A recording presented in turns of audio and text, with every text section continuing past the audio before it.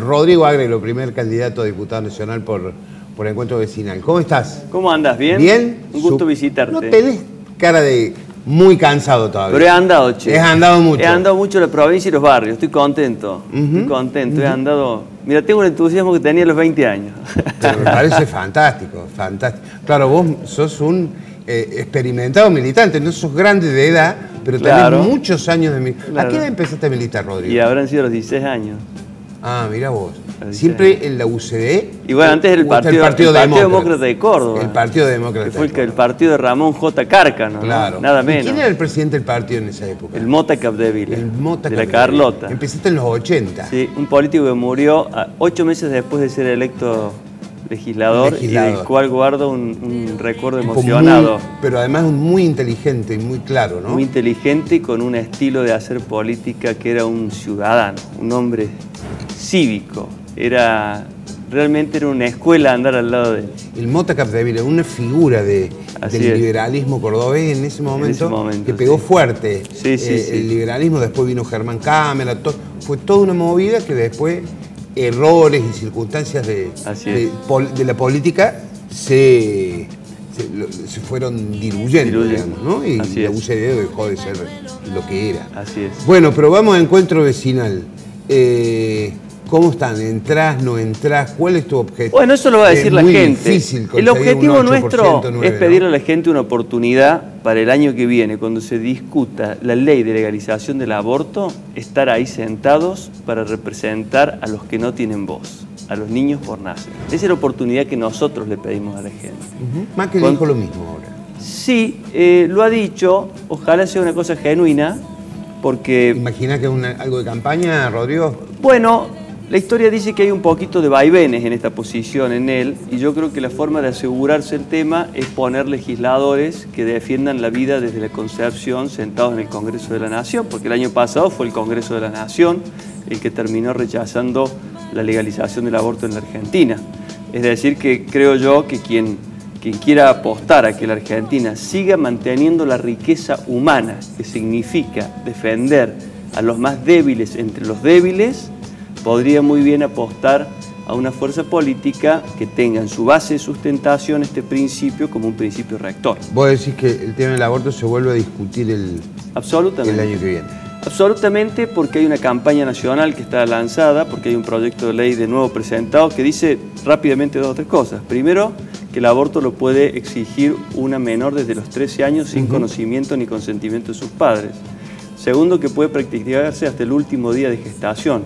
Las primeras 14 semanas sin causa, desde las 14 semanas en adelante, firmando solo una declaración jurada de que ese embarazo es producto de un abuso sexual y sin ni siquiera presentar la denuncia contra el abusador.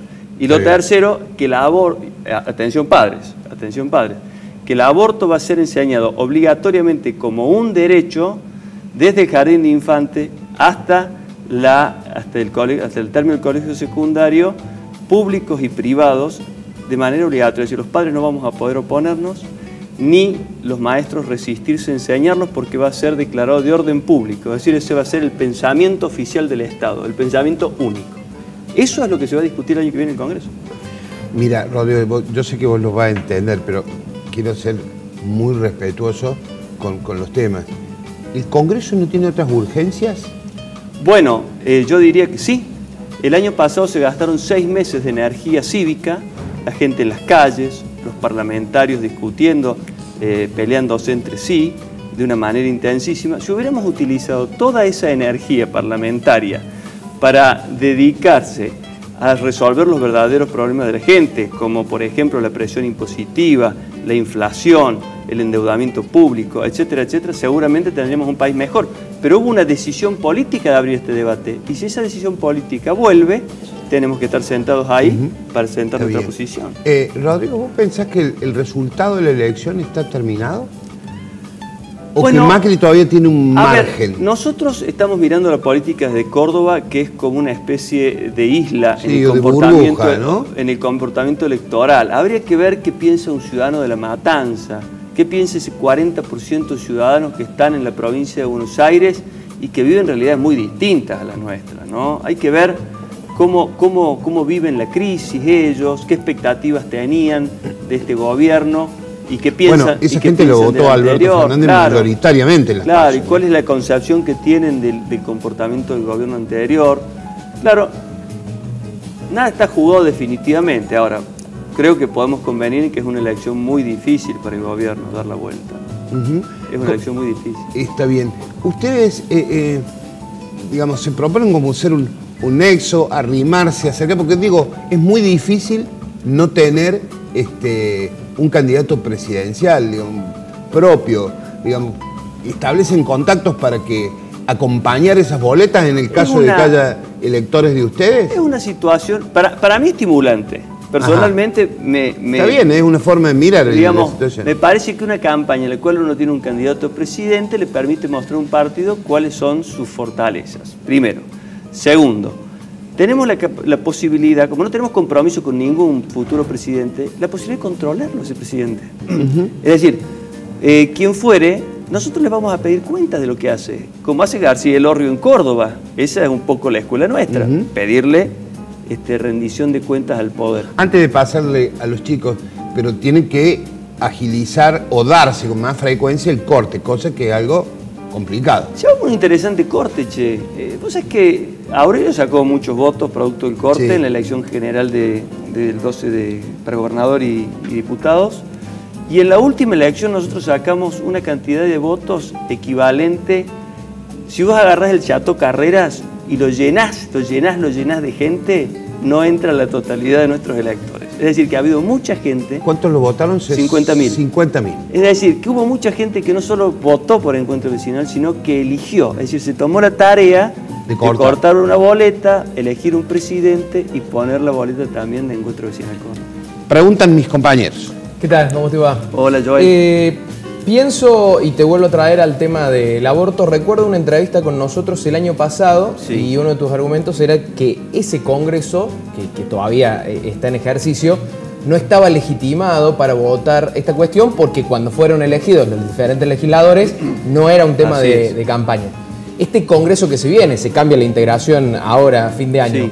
¿Crees que estaría legitimado para poder votar sobre una eventual ley de aborto? Depende si los candidatos que se presentan le dicen o no a la población lo que piensan y lo que van a hacer sobre este tema. Y te lo digo muy concretamente y con todo respeto a mis adversarios. Del único que sabemos cómo va a votar eso es de Mario Negri, porque ya votó a favor de la legalización del aborto. De Gutiérrez, que es el primer candidato de Hacemos por Córdoba, no sabemos qué piensa respecto de este tema esencial, porque es un tema que modificaría la raíz cultural y identidad de la Argentina, porque la Argentina respeta la personalidad del niño por nacer desde 1869, en que se dictó el primer Código Civil. En la fundación de la patria está el respeto al niño por nacer.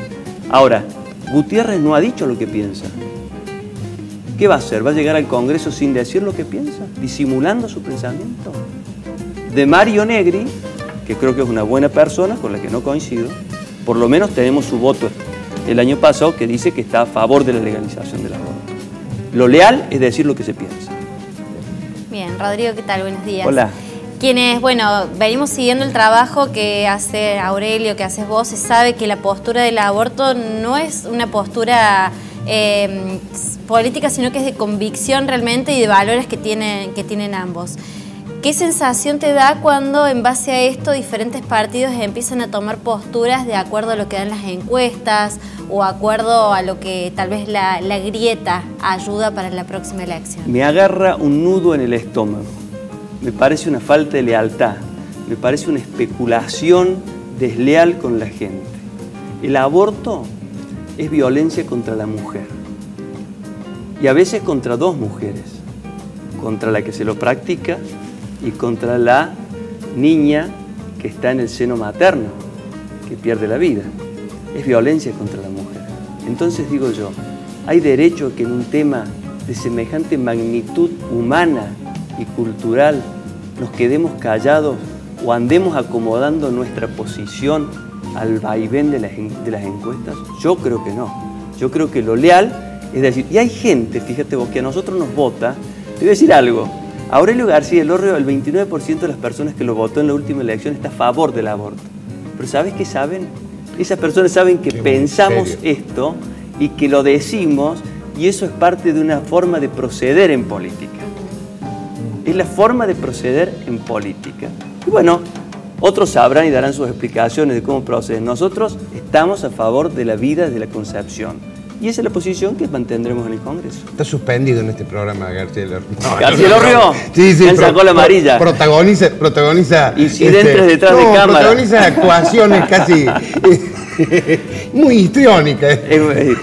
Sí, es muy bien. Es realmente es lo que va a decir. Pero qué testimonio. Yo te digo una cosa, al margen de que es mi amigo. Sí, pero consideramos casi un amigo del programa, ¿no? Es un testimonio de lo que es ser un hombre en política. Sí, claro. Rodrigo, si estuvieras en el Congreso y tuvieras que votar por renegociar la deuda, ¿cómo votarías a favor, en contra, en qué términos? Y le pediría primero algunas explicaciones a este gobierno.